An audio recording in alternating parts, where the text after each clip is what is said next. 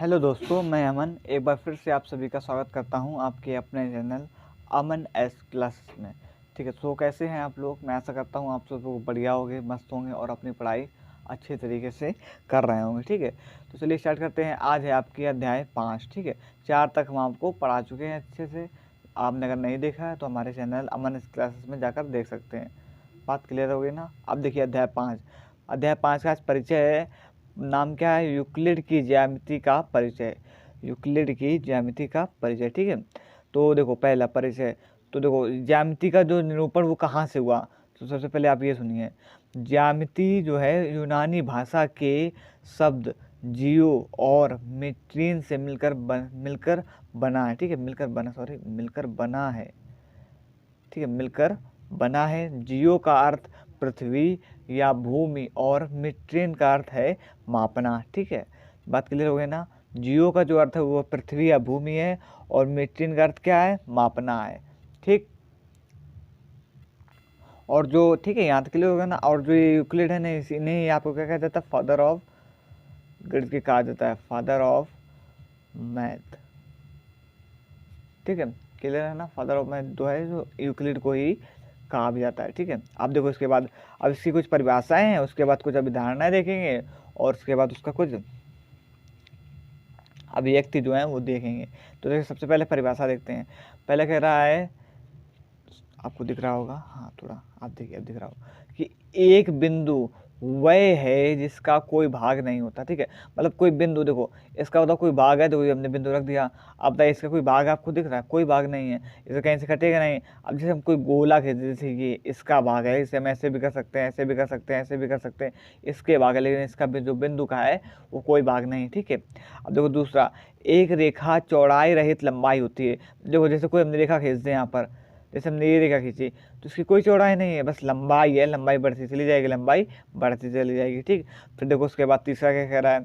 एक रेखा के सिरे बिंदु होते हैं। अब जो देखो जो कोई रेखा एक है तो इसके जो सिरे हैं वो क्या होते हैं? सब बिंदु होते हैं। यहाँ पर नहीं रख देते हम, यहाँ पर बिंदु, फिर यहाँ से कोड जो कुछ बनाना होता है वो बना देते हैं। ठीक है, फिर इसके बाद देखो चौथा नंबर क्या कह रहा है? एक सीधी रेखा ऐसी रेखा है जो स्वयं पर बिंदुओं के साथ सपाट रूप में स्थित होती है। अब जैसे कोई सीधी रेखा है तो स्वयं पर बिंदुओं के साथ एक सपाट, मतलब जो पृष्ठ के रूप में जो है स्थित होती है। ठीक है, उठी हुई तो ऊर्ध्वाधर हो जाएगी, सपाट मतलब जो सपाट है वो स्थित हो जाती है। ठीक है, मतलब आधार, जैसे हम आधार भी बोलते हैं।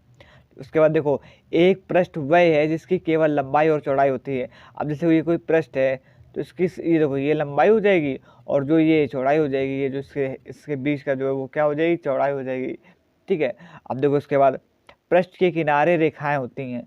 जो पृष्ठ, जो जैसे कोई पृष्ठ बना है, यहाँ पर कोई तल है तो इसके जो किनारे होती हैं सारी क्या होती हैं? सब रेखाएं होती हैं। ठीक है, इसके बाद देखो क्या कह रहा है? 7वां नंबर, एक समतल पृष्ठ है, एक समतल पृष्ठ है जो स्वयं पर सीधी रेखाओं के साथ सपाट इस रूप में स्थित होता है। देखो जैसे कोई समतल पृष्ठ है वो स्वयं पर सीधी रेखाओं के साथ जो है सपाट रूप में स्थित होता है। ठीक, बात क्लियर हो गई ना? अब देखो हमने इसकी परिभाषा सब देख ली है, अब कुछ अभिधारणाएं अभिग्रह देख लेते हैं। ठीक है, अभिधारणा को देख लेते हैं। चलिए देखते हैं कुछ अभिग्रहित, हाँ सॉरी अभिग्रहित। फिर इसके बाद अभिधारणा देखेंगे, ये आपको किताब से हम बता दे रहे हैं। ठीक है, देखो ये यहाँ पे यहाँ से स्टार्ट है, कुछ टोटल 7 अभिधारणा है। ठीक है, जब ये आएंगे तो इधर हम आपको बता देंगे कॉपी में, जहाँ नहीं समझ में आएगा। यूक्लिड के कुछ अभिग्रहितों को बिना उनके द्वारा दिए क्रम के नीचे दिया जा रहा है। ठीक है, नीचे दिया जा रहा है। देखो पहला क्या कह रहा है? पहला कह रहा है जो वस्तुएं जो एक ही वस्तु के वे वस्तुएं जो एक ही वस्तु के बराबर हो एक दूसरे के बराबर होती हैं। देखो जैसे कोई वस्तु है, क्या कह रहा है? वे वस्तु जो एक ही वस्तु के बराबर हो। थोड़ा यहाँ पर आप कर दें, आपको दिखे, ये भी दिखे और यहाँ पर भी दिखे। अब देखो दिख रहा हो तो हमने क्या बोला, आप लोग अपनी किताब में देख सकते हैं, बोला हमने वे वस्तु जो एक ही वस्तु के बराबर हो। जैसे हमको इस ले लेते हैं, जैसे हमने ले लिया यहाँ पर C बराबर D ले लिया। ठीक है, ये देखो दोनों एक दूसरे के बराबर, मतलब बराबर हैं, बराबर दिखा दिया कि ये बराबर हैं। फिर इसके बाद क्या कह रहा है? बराबर हो एक वे वस्तु जो एक ही वस्तु के बराबर हो। ठीक है, एक दूसरे के बराबर होती हैं। तो देखो ये बराबर दिखा दी। अब इसी दूसरा कोई ले लें, D बराबर कोई भी ले ले, डी बराबर बी ले ले। तो देखो जब ये दोनों इसके बराबर हैं तो ये भी इसके बराबर होगी, तो सी बराबर बी भी हो सकती है, क्योंकि जब सी बराबर डी और डी बराबर बी है तो सी बराबर बी भी हो सकती है। ठीक, बात क्लियर हो गई ना, समझ में आ गई। अब देखो दूसरा क्या कह रहा है, दूसरा नंबर कह रहा है, दूसरे में कह रहा है कि यदि बराबरों को बराबरों में जोड़ा जाए तो पूर्ण भी बराबर होता है। देखो कोई जैसे बराबर, जैसे हमने यहाँ पर कोई संख्या ले ली, देखो दिख रहा होगा आपका, यहाँ पर देखो 4 बराबर हमने 4 लिया, ठीक है। तो फिर देखो इसके बाद क्या कह रहा है, 4 ले लिया, फिर इसके बाद कह रहा है यदि बराबरों को बराबरों में जोड़ा जाए। देखो बराबरों में जोड़ा जाए ना, तो यहाँ पर कुछ भी हम जोड़ सकते हैं, यहाँ पर हम 3 जोड़ दें और यहाँ पर भी 3 जोड़ दें, तो जो पूर्ण भी आता है वो क्या आता है, बराबर आता है। देखो अब इसका जोड़े 4 3 7 और 4 3 7, देखो ये दोनों बराबर आ रहे हैं ना, तो जो पूर्ण है वो ये आपका क्या आता है, बराबर आता है। ठीक, बात क्लियर हो गई ना। अब देखो इसके बाद तीसरा नंबर कह रहा है, तीसरा नंबर कह रहा है यदि, थोड़ा इसको पेज को इस वाले पेज बता देंगे आपको, है तो आपको भी समझ में आएगा। हाँ अब देखिए, अब ठीक है, ठीक दिख रहा है ना। हाँ यहाँ बता देंगे। देखो कह रहा है, तीसरा नंबर कह रहा है यदि बराबरों को बराबरों में से घटाया जाए। ठीक है, देखो बराबर में कोई हम ले लें, जैसे 6 बराबर 6 ले लेते, बराबर कह रहा था तो 6 बराबर क्या लिया हमने, 6 ले लिया। ठीक है, 6 बराबर 6 दिख रहा है ना, 6 बराबर 6। ठीक, घटाया जाए तो शेष फल भी बराबर आता है, तो कोई बराबर में कोई घटा दो, जैसे हम यहाँ से हम कितना घटा दें, 2 घटा दें, 6 में से 2 इधर से, 6 में से 2 इधर से, तो देखो ये भी 4 आएगा और ये भी 4 आएगा। 6 में जब 2 घटाएंगे इधर तो ये भी 4 आएगा और ये भी आपका 4 आएगा। तो देखो जब बराबर, यदि बराबरों को बराबरों में से घटाया जाता है तो क्या जाता है, शेषफल भी बराबर आता है। देखो तो शेषफल जो आपका है वो बराबर आ गया ना। ठीक, बात क्लियर हो गई। अब देखो इसके बाद चौथा नंबर क्या कह रहा है, 3 नंबर तक कंप्लीट हो गया। चौथा नंबर देखो क्या कह रहा है, वे वस्तुएं जो परस्पर संपाती हों एक दूसरे के बराबर होती हैं। देखो संपाती, पहले समझो संपाती क्या होता है। संपाती जैसे जो एक दूसरे को ढक लें, जैसे हमने चित्र बनाया, चित्र के मतलब से आपको बता देते हैं। तो देखो ये चित्र बनाया हमने और इसी से एक बड़ा चित्र और बना दें, ठीक है, तो जो ये वाले चित्र को है इस वाले चित्र ने ढक लिया, तो यही क्या होगा आपका संपाती। तो वही इसमें कह रहा है वे वस्तु जो परस्पर संपाती हो एक दूसरे के बराबर होती हैं।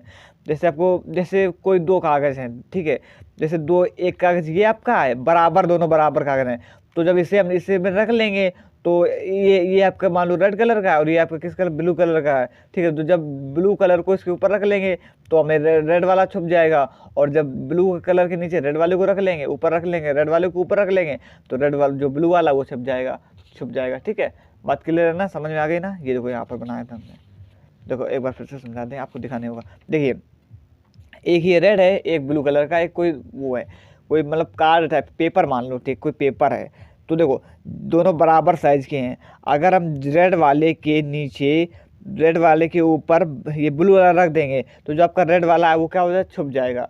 और जब ब्लू वाले के नीचे रेड वाला नहीं, ब्लू वाला नीचे और रेड वाला ऊपर रख देंगे तो जो आपका रेड वाला है वो ब्लू वाला है वो क्या हो जाएगा, छुप जाएगा।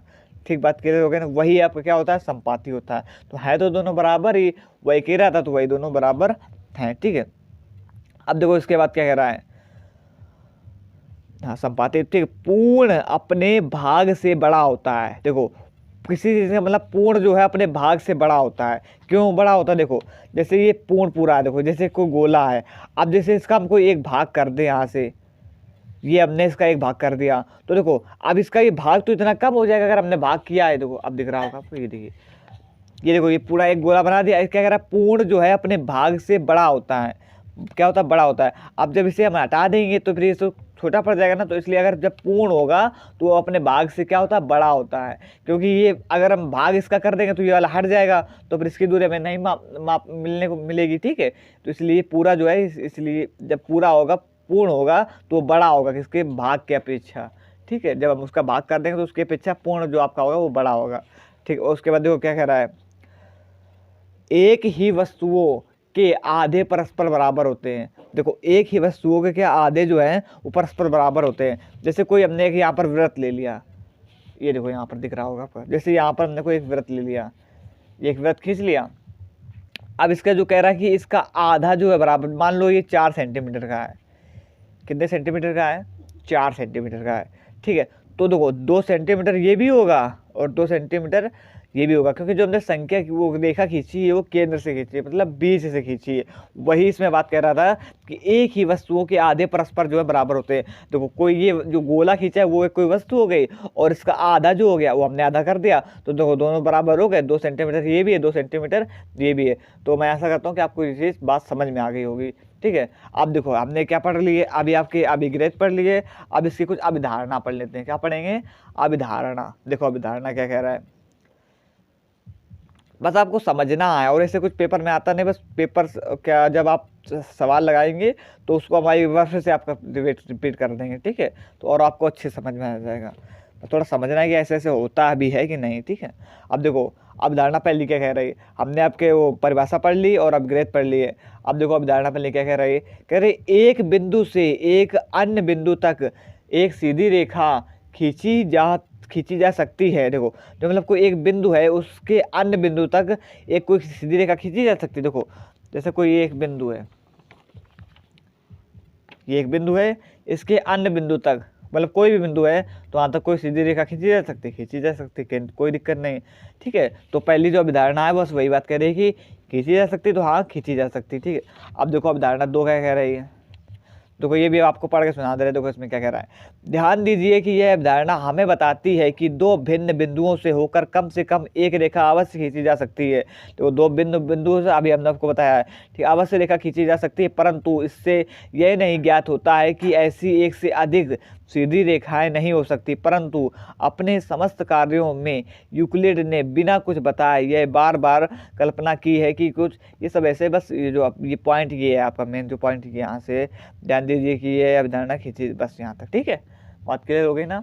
अब देखो इसके बाद अवधारणा 2 क्या कह रहा है,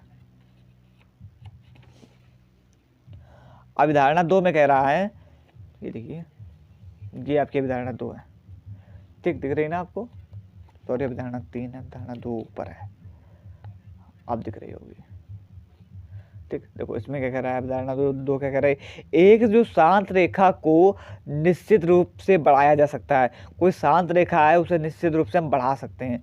मतलब शांत देखो किस प्रकार, जैसे बताएं आपको, जैसे कोई ये एक रेखा है, ये देखो ये कोई रेखा है, ठीक है, ये कोई रेखा खींची है, तो इसे हम बढ़ा सकते हैं। देखो इससे हम इधर से भी बढ़ा सकते हैं, कोई दिक्कत नहीं, इधर से भी बढ़ा सकते हैं, कोई दिक्कत हमारे हिसाब से कोई दिक्कत नहीं, ठीक है। तो बस यही कह रहा है, तो बढ़ा सकते हैं, तो हाँ बढ़ा सकते हैं, कोई दिक्कत नहीं, बस बताया कि हाँ हम बढ़ा सकते हैं, ठीक है। तो देखो पढ़ ले क्या कह रहा है कि ध्यान दीजिए, देखो इसमें दिखाया भी गया, देखो ये रेखा खींची है इसे भी, और देखो इसको इधर से बढ़ा दिया और इसको इधर से बढ़ा दिया गया, ठीक है।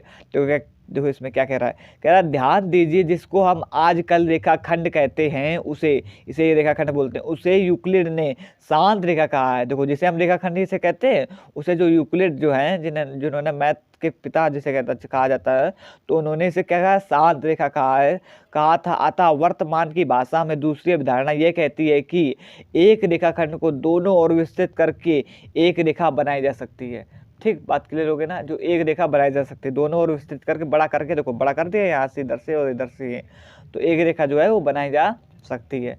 अब देखो तीसरी अवधारणा क्या कह रही,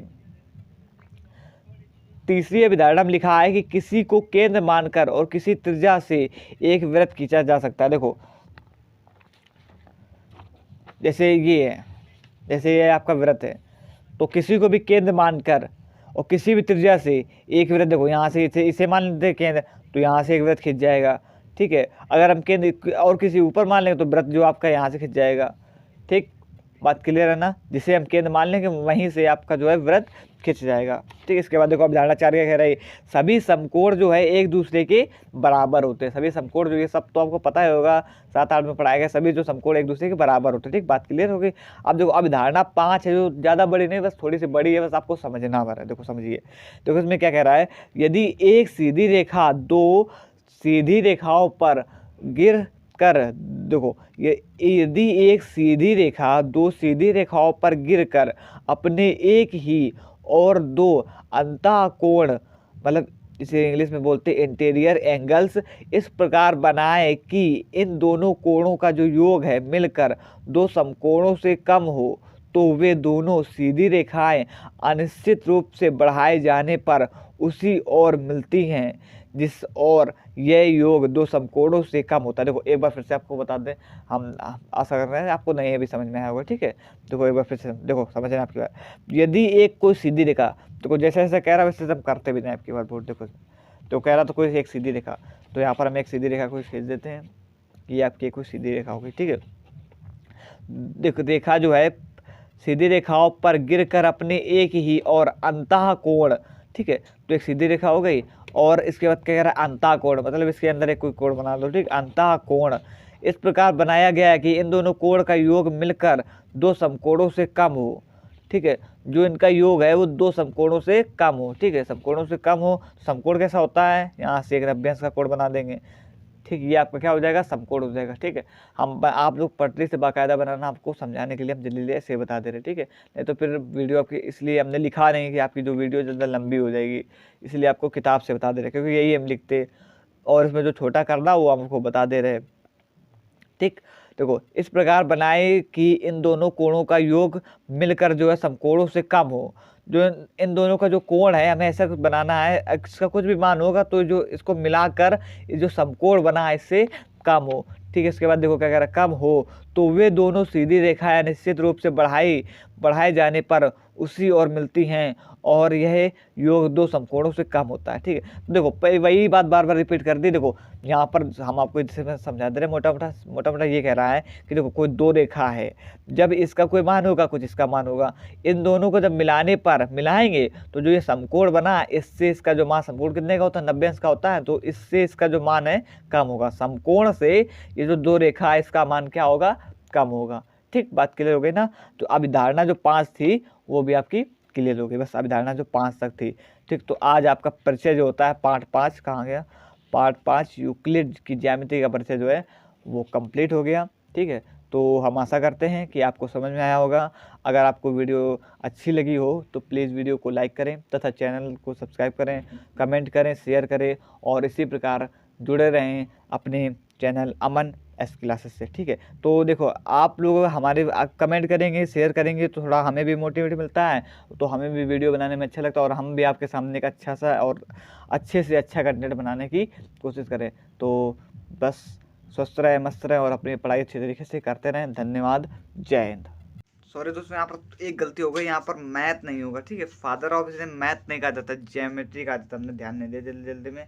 यहाँ पर मैथ नहीं होगा, यहाँ पर जियोमेट्री होगा, ठीक है, जियोमेट्री, ज्यामिति का जियोमेट्री, ठीक है। बात क्लियर हो गई, इन्हें फादर ऑफ जियोमेट्री कहा, जियोमेट्री का जो है फादर कहा जाता है, ठीक है। तो बात समझ हो गई ना, ठीक, क्लियर। चलिए धन्यवाद।